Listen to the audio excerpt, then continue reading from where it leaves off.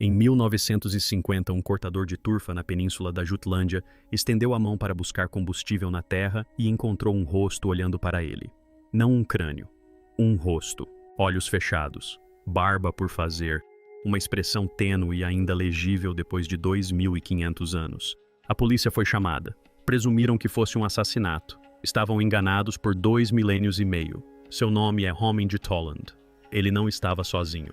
Mais de 500 corpos encontrados em turfeiras foram recuperados somente na Dinamarca, datando de 800 a.C. a 200 d.C. Durante décadas, os pesquisadores puderam observar o que os pântanos haviam preservado: pele, cabelo, conteúdo estomacal, o laço ainda amarrado em volta do pescoço. O que eles não conseguiam decifrar era o registro mais profundo, o material genético. Os isótopos presentes no cabelo, como um diário geográfico escrito em química. Quando a ciência finalmente descobriu o que a turfa continha, a história da Europa da Idade do Ferro teve que ser reescrita. O pântano de turfa não é uma paisagem dramática. Ele não se apresenta de forma chamativa. Ela se estende plana e escura pela península da Jutlândia, coberta de musgo, praticamente sem características marcantes, despercebida por quem desconhece o que acontece em seu interior. O que acontece lá dentro é extraordinário. A turfa é vegetação comprimida e decomposta acumulada ao longo de séculos. À medida que o musgo morre em camadas, libera uma molécula chamada esfagno, que impede o crescimento bacteriano. A água em um pântano de turfa é ácida e quase totalmente desprovida de oxigênio. E fungos e bactérias. Os organismos responsáveis pela decomposição biológica não conseguem funcionar nessas condições. A matéria orgânica submersa na turfa não se decompõe da mesma forma que em qualquer outro lugar. Ela fica retida suspensa em um estado de decomposição interrompida que pode durar milênios. A mesma acidez que interrompe a decomposição age de maneira diferente em diferentes materiais biológicos. Tecidos moles, pele e cabelo, órgãos internos e conteúdo estomacal permanecem preservados. O fosfato de cálcio, composto mineral dos ossos, se dissolve. Muitos corpos encontrados em pântanos na Dinamarca conservam seus rostos com detalhes extraordinários e perderam seus esqueletos quase completamente. A química preserva a pessoa e apaga o esqueleto simultaneamente. É um dos paradoxos mais perturbadores de toda a arqueologia. Mais de 500 corpos e restos mortais da Idade do Ferro foram recuperados somente na Dinamarca. Em toda a Europa do Norte, o número chega aos milhares, com descobertas significativas na Alemanha, Holanda, Reino Unido e Irlanda. A maioria data da Idade do Ferro, aproximadamente entre 800 a.C.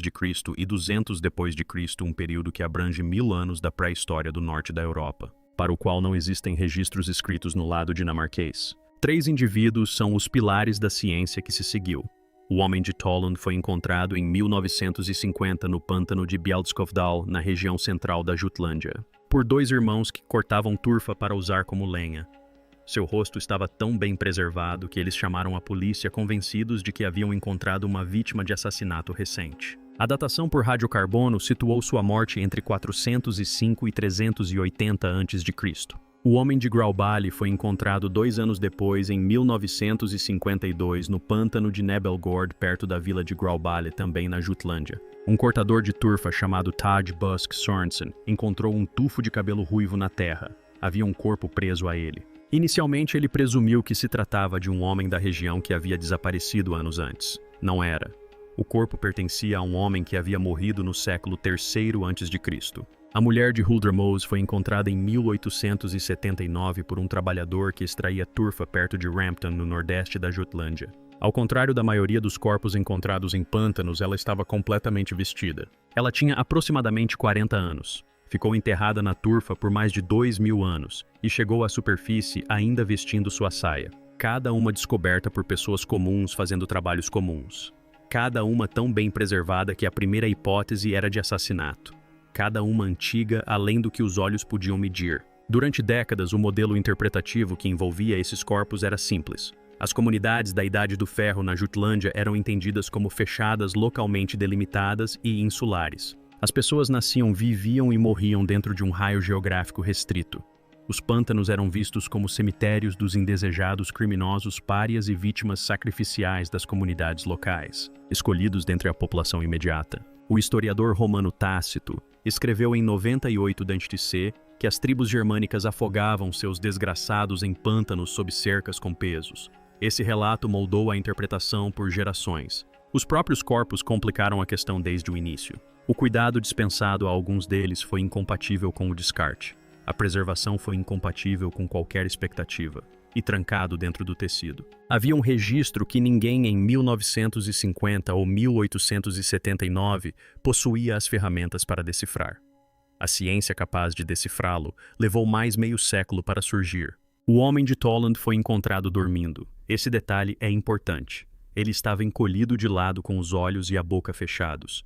Seu gorro de couro estava preso sob o queixo por 2 tiras finas. Um cordão de couro trançado estava enrolado em seu pescoço. Ele estava completamente nu. A posição não era a de alguém jogado na água, mas sim a de alguém colocado ali. O exame forense confirmou o que o laço indicava: ele morreu enforcado. O cordão deixou sulcos na pele, sob o queixo e ao longo das laterais do pescoço. A radiografia mostrou a língua distendida de forma compatível com suspensão. Suas vértebras cervicais estavam intactas, o que é comum em casos de enforcamento nos quais a queda é curta e a morte ocorre por asfixia e não por fratura no pescoço. Ele tinha entre 30 e 40 anos de idade e morreu em algum momento entre 405 e 380 a.C. Sua última refeição foi examinada na década de 1950 e reexaminada em 2021 com metodologia significativamente aprimorada. Era um mingau, cevada linho, peixe e persicária pálida, uma erva daninha que cresce entre as plantações de cevada, mas que é rotineiramente removida durante a debulha. Não é alimento. É um resíduo do preparo de alimentos. Alguém o adicionou deliberadamente. O mesmo resíduo aparece no conteúdo estomacal do homem de Grauballi. Um detalhe presente em 2 indivíduos distintos, separados por mais de um século, sugere que o padrão foi intencional. Um ingrediente ritualístico não acidental. A morte do homem de Grauballi foi menos ambígua em suas características físicas. Sua garganta havia sido cortada de orelha a orelha. O ferimento se estendia abaixo da mandíbula em uma única incisão profunda. O reexame forense confirmou essa como a causa da morte. Sua tíbia direita havia sido fraturada pouco antes de falecer. Ele tinha 34 anos. A análise de suas impressões digitais por microscopia eletrônica revelou pele lisa sem calosidades e sem evidências de trabalho físico prolongado. Sua última refeição continha restos de mais de 60 componentes botânicos, gramíneas silvestres, grãos de cereais, sementes coletadas em toda a paisagem circundante e vestígios do fungo ergot. A variedade de ingredientes não era típica de uma refeição comum de inverno. Ele morreu no inverno ou no início da primavera. Não havia ervas frescas nem frutos silvestres em seu estômago. A mulher de Huldremose chegou à superfície ainda vestida. Só isso já a diferenciava. A maioria dos corpos encontrados em pântanos são nus, seja porque foram depositados sem roupas ou porque a matéria orgânica se deteriorou com o tempo. Ela vestia uma saia xadrez de lã originalmente tingida de azul e roxo, um cachecol de lã vermelha preso com um alfinete de osso de pássaro, 2 capas de pele de carneiro sobrepostas, com a lã virada para fora. Por baixo de tudo isso, marcas em sua pele sugeriam uma peça íntima branca feita de fibra vegetal. Um pente de chifre, uma tira de couro e uma faixa de lã para a cabeça foram encontrados no que parecia ser um bolso na capa interna. Ela tinha um braço decepado. O ferimento ocorreu na época da morte ou próximo a ela. Tácito escreveu que as tribos germânicas se livravam de covardes e traidores em pântanos com pesos presos sob grades. Essa explicação tornou-se o padrão para a compreensão dessas mortes.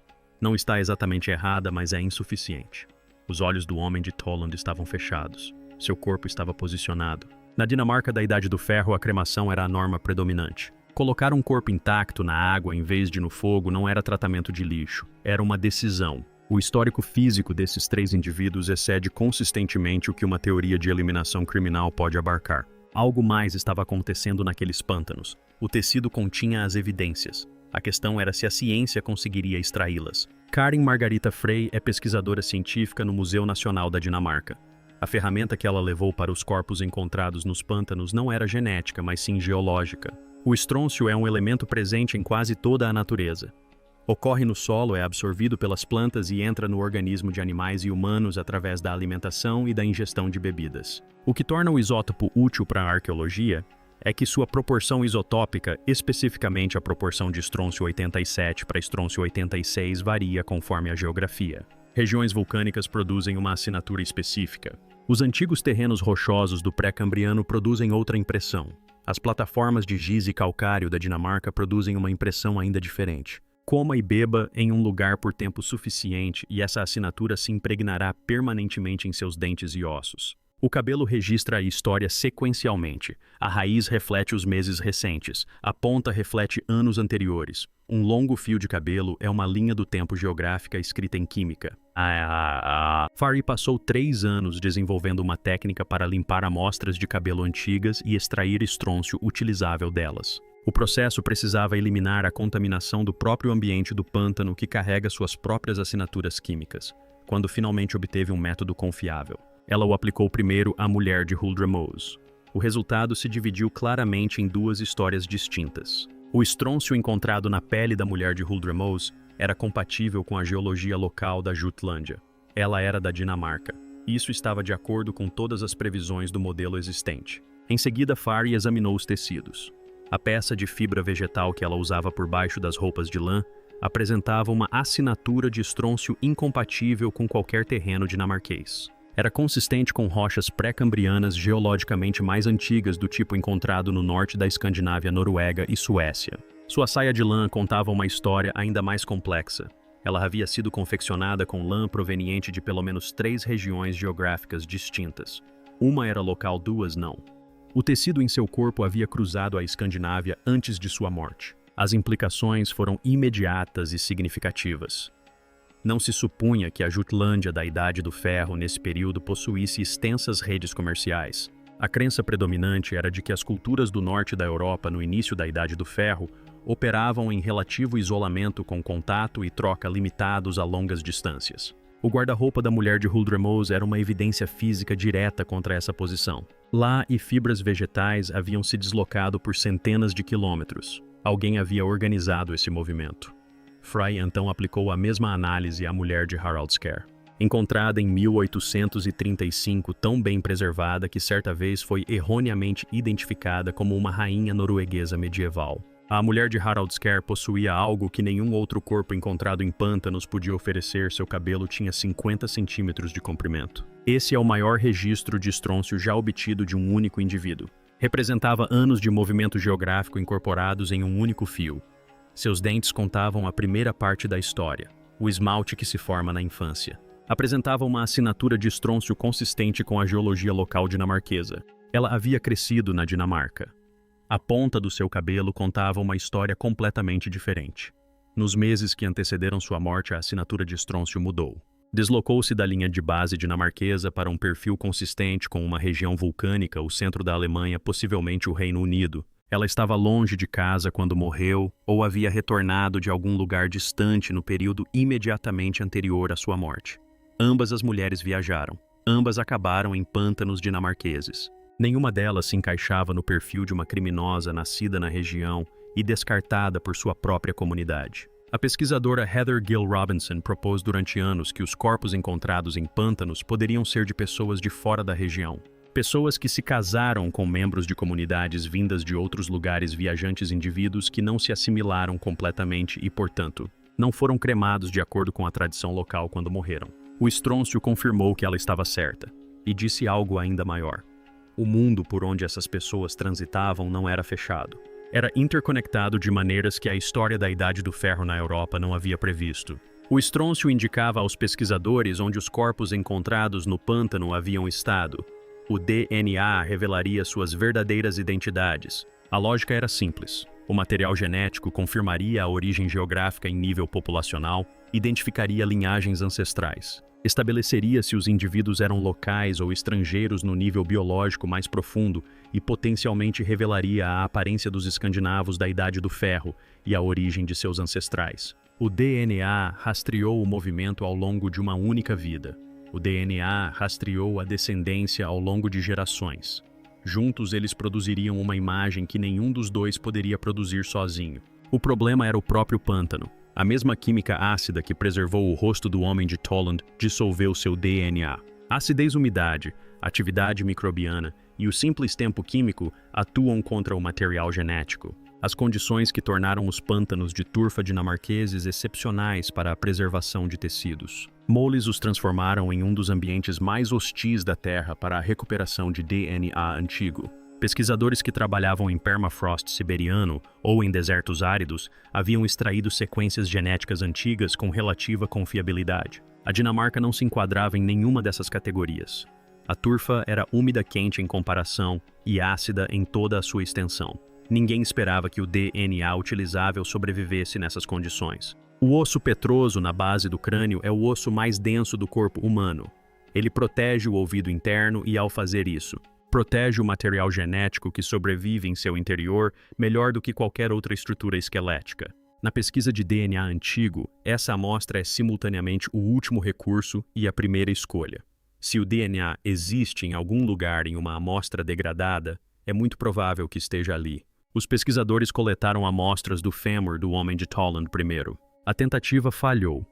O material genético no fêmur estava muito degradado, muito fragmentado e muito atacado quimicamente pelo ambiente pantanoso para produzir sequências legíveis. O fêmur era um beco sem saída. O osso petroso continuava sendo o alvo, mas perfurar o crânio mais extraordinariamente preservado da arqueologia europeia não foi uma decisão tomada de forma leviana. Peter de Barros Damgaard e Morten Allentoft, do Centro de Geogenética de Copenhague, voltaram-se para a mulher de Harald Skær, um dente e um fragmento de osso petroso. Após quase um ano inteiro de trabalho em laboratório, o dente forneceu um fragmento tão pequeno que a contaminação não pôde ser descartada. 0% de DNA humano. Damgaard descreveu o quebra-cabeça genético como quebrado em pedaços tão pequenos que não continham nenhuma informação. O DNA da mulher de Harald Skær concluiu ele estava inacessível para sempre. Este é o obstáculo específico que diferencia os corpos encontrados em pântanos de quase todos os outros projetos de DNA antigo.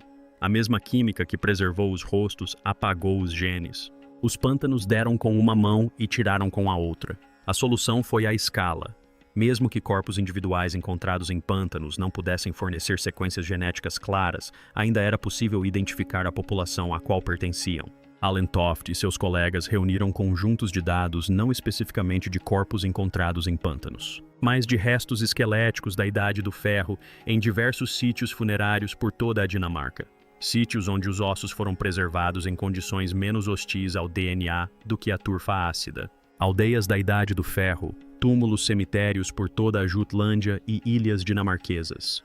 Milhares de indivíduos, dezenas de sítios arqueológicos. O registro genético da população que depositou esses corpos nos pântanos. O problema de contaminação que havia inviabilizado as extrações individuais tornou-se administrável em escala populacional. Padrões que desapareciam em uma única amostra degradada tornaram-se legíveis em centenas de amostras. A metodologia que havia falhado no fêmur do homem de Toland obteve sucesso quando aplicada sistematicamente em todo o mundo da Idade do Ferro em que ele viveu. O que essa metodologia revelou não foi uma nota de rodapé. Foi uma revisão completa de quem eram realmente os escandinavos da Idade do Ferro, de onde vieram e o que a sociedade que enterrava seus mortos na turfa dinamarquesa já havia vivenciado antes mesmo do primeiro corpo ser colocado na água. O DNA não descreveu as pessoas que se esperava encontrar. A premissa subjacente a um século de arqueologia da Idade do Ferro era simples. Os habitantes da Jutlândia eram antigos escandinavos enraizados na península há muito tempo. Uma população que se integrava perfeitamente à paisagem que habitavam. Os corpos encontrados no pântano eram os mortos da região. Moradores locais executados, sacrificados e descartados pelas comunidades que sempre viveram naquele lugar específico. A genética desmantelou completamente essa suposição. A população da Idade do Ferro na Dinamarca não era uma única linhagem ancestral com raízes ininterruptas no solo da Jutlândia. Era o produto de pelo menos duas grandes migrações pré-históricas que convergiram, se misturaram e se sobrepuseram ao longo de milhares de anos antes do início da Idade do Ferro. As pessoas que enforcaram o homem de Toland, que degolaram o homem de Grauballe, que enterraram a mulher de Huldremose na turfa ainda vestida com suas roupas de viagem, eram elas próprias descendentes de migrantes. A primeira camada genética era neolítica. Por volta de 3.900 a.C., a agricultura chegou à Dinamarca trazida por comunidades agrícolas que migravam para o norte da Europa. Esses agricultores substituíram ou assimilaram as populações de caçadores-coletores que habitavam a península anteriormente e se tornaram a base genética da população dinamarquesa. A segunda camada foi mais dramática. Durante a Idade do Bronze, populações da estepe Póntica-Cáspia, as vastas pradarias que se estendiam ao norte do Mar Negro, migraram para oeste e para norte através da Europa, em migrações que o DNA antigo agora rastreou com precisão. Eles possuíam um perfil ancestral distinto que transformou a composição genética do norte da Europa, quando a Idade do Ferro começou. A população da Jutlândia já apresentava uma ancestralidade estepe substancial, sobreposta à sua base neolítica. O homem de Toland, o homem de Grauballe, a mulher de Huldremoes, nenhum deles era produto de uma antiga e imutável linhagem escandinava. Eles eram o resultado vivo de migrações que remontavam à Idade do Bronze e chegavam às estepes da Ásia Central. O registro genético comprovava isso claramente. Os dados dos haplogrupos esclareceram ainda mais o quadro. O haplogrupo 1 presente em menos de 2% das populações escandinavas modernas. Apareceu em taxas significativamente elevadas em sítios funerários dinamarqueses da Idade do Ferro. Diversos haplogrupos comuns em registros antigos são raros ou ausentes na Dinamarca atual. A composição genética da população da Idade do Ferro era consideravelmente diferente da população que ocupa a mesma região geográfica hoje. Os habitantes dos pântanos pertencem a um mundo genético que, por sua vez, foi transformado por movimentos e misturas subsequentes ao longo dos séculos. A aparência física decorreu da genética e rompeu diretamente com o estereótipo. A população escandinava da Idade do Ferro não era o grupo demográfico uniformemente claro e de olhos azuis que as imagens nórdicas posteriores projetam sobre o mundo antigo. O DNA antigo indicava uma população com uma variação consideravelmente maior na pigmentação. A coloração mais clara tornou-se mais comum durante a Idade do Ferro, mas os indivíduos mais antigos apresentavam uma gama mais ampla de tons. A imagem icônica do antigo nórdico foi uma simplificação posterior aplicada retrospectivamente a uma realidade mais complexa. Em seguida, a genética populacional e o estrôncio foram colocados lado a lado, e o quadro combinado resultou em algo que reescreveu as premissas fundamentais da história europeia da Idade do Ferro. A mulher de Huldremoes nasceu na região. Sua genética confirmava isso. Mas ela usava tecidos confeccionados com lã proveniente de diversas regiões escandinavas e pertencia a uma população que era, ela própria, produto da migração continental. A mulher de Harald Skær havia crescido na Dinamarca tanto geneticamente quanto geograficamente. Mas em seus últimos meses de vida viajou para uma região vulcânica a centenas de quilômetros de distância e o mundo da Idade do Ferro para o qual retornou já era antigo, estratificado e longe de ser fechado. A sociedade que colocou essas pessoas nos pântanos estava conectada por toda a Europa de maneiras que ninguém havia previsto. O DNA de sua população comprovou isso. O estrôncio em seus cabelos confirmou isso. Os tecidos em seus corpos demonstraram isso. O que os pântanos continham não era um recanto isolado realizando rituais misteriosos na periferia do mundo conhecido. Era um nó totalmente integrado em uma rede que se estendia das estepes da Ásia Central até a costa da Grã-Bretanha. A turfa preservou as evidências. O DNA finalmente as tornou legíveis. Ambas as coisas eram verdadeiras simultaneamente. Elas sempre são. A violência nos pântanos dinamarqueses foi real, deliberada e forensicamente legível ao longo de 2000 anos de preservação. Grauballe homem com a garganta cortada de orelha a orelha. Toland homem enforcado com um cordão de couro plissado ainda amarrado ao pescoço. Huldremoes, mulher com o braço decepado na época de sua morte ou próximo a ela. Não foram acidentes, não foram afogamentos, foram execuções realizadas com precisão e propósito por pessoas que sabiam exatamente o que estavam fazendo. O cuidado foi genuíno e igualmente minucioso. Os olhos do homem de Toland foram fechados após a morte. Seu corpo foi posicionado de lado, numa posição que exigiu que alguém o colocasse ali com cuidado. O gorro de couro permaneceu em sua cabeça. Numa época em que a cremação era a norma esmagadora para os mortos, seu corpo intacto foi imerso na água e deixado lá. Isso não é descarte. Isso exige uma decisão sobre o significado daquela morte em particular e o que ela merecia. A última refeição ritual os conecta ainda mais. Os resíduos da debulha adicionados ao mingau do homem de Toland reaparecem no estômago do homem de Grauballe, uma erva daninha rotineiramente descartada durante o processamento de grãos. Presente em dois indivíduos diferentes ao longo de mais de um século. A repetição não é coincidência, é um padrão. Alguém na Jutlândia da Idade do Ferro compreendeu que um tipo específico de morte exigia um tipo específico de última refeição, e essa compreensão persistiu através das gerações. Tácito escreveu que os pântanos eram locais de descarte para os degradados e os desviantes. Os covardes se afogavam sob obstáculos com peso, traidores submersos e esquecidos. Esse relato moldou a interpretação dos corpos encontrados em pântanos por gerações e não está totalmente errado. Execuções e deposição em pântanos estavam interligadas no norte da Europa durante a Idade do Ferro. Os registros escritos confirmam isso. Mas Tácito era um romano escrevendo sobre pessoas que nunca conheceu, traduzindo práticas que não compreendia totalmente para o arcabouço moral de um império que considerava essas comunidades bárbaras. Seu relato é um ponto de partida, não é um fim. O registro arqueológico revela algo consideravelmente mais complexo. Armas, caldeirões, ornamentos de ouro, animais abatidos e ferramentas quebradas foram depositados em pântanos dinamarqueses. Esses objetos não eram lixo, mas sim oferendas. Objetos de valor colocados deliberadamente na fronteira entre o mundo visível e tudo o que se entendia existir além dele.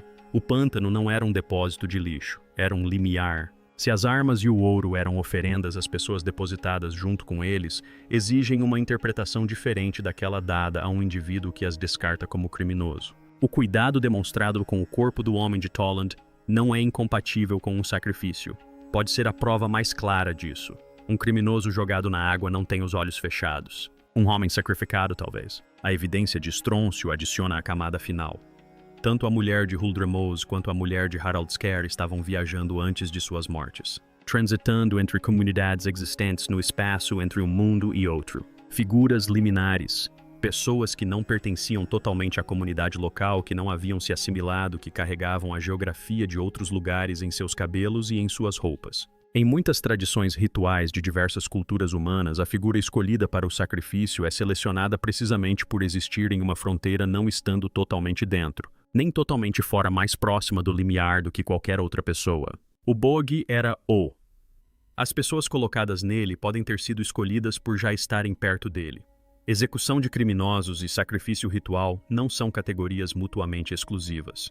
Uma sociedade pode condenar alguém e considerá-lo sagrado simultaneamente. O pântano continha ambas as possibilidades no mesmo corpo, na mesma corda emaranhada nos mesmos olhos fechados.